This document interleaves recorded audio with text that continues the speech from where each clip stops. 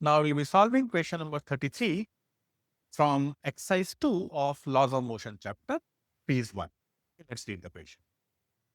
In a circus, stuntman rides a motorcycle in a circular track of radius r. So the circular motion is happening. Stuntman is riding inside the circle in a vertical plane. The minimum speed at the highest point of the track will be obviously the minimum speed required for that stuntman not to fall.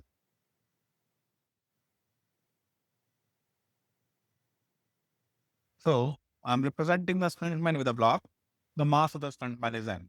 And let's say the minimum speed or the speed is v. At the topmost point, speed is v. If the stuntman is performing the circular motion, in that case, for circular motion, what is required is AC. We need AC towards the center. Sufficient centripetal force is there, then the motion will be happening. If sufficient centripetal force is not there, motion won't be happening.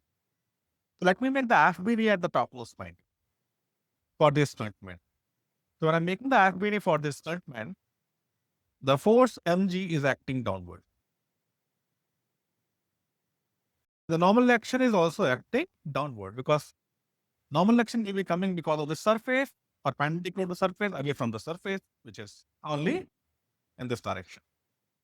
And AC is required toward the center. So I have two forces which are providing the required centripetal force or required centripetal acceleration. Two forces are there. One is mg and one is normal reaction.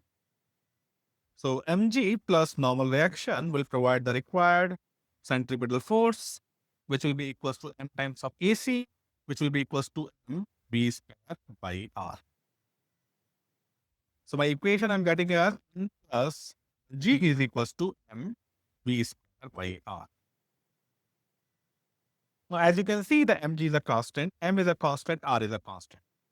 At the topmost point, I can change the speed, and at the topmost point, the normal reaction will also vary. So this equation, there are two variables. The variable is normal reaction and the speed. If I want more speed, more normal reaction will come. If I want less speed, less normal reaction will. Now, the least possible value of normal reaction is 0 because the normal reaction is 0, contact is lost. In this case, the normal reaction cannot change its direction and go up because the circular track cannot pull the cyclist up.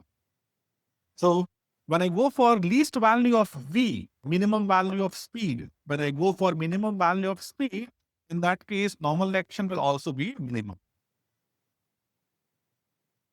And the minimum value of normal action is 0. So meaning if I put the minimum value of normal action, automatically I'll be getting the minimum value of v. Let me do that. 0 plus mg will be equals to m v minimum square by r. And the v minimum will come out to be under root of gr.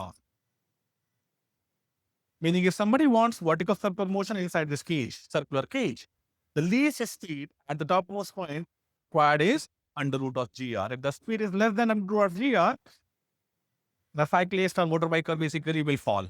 The normal action will become 0 and motorcyclist will fall there. So this is the least speed, least velocity required at the topmost point, and this is a result you have to remember as well, because many places you will be using this. At topmost point, you remember, and for rest of the locations, you calculate, basically. So minimum speed is coming out to be under root gr, and if I look at the options available, the option D is under root gr option. So the right answer is option D in this case. Thank you.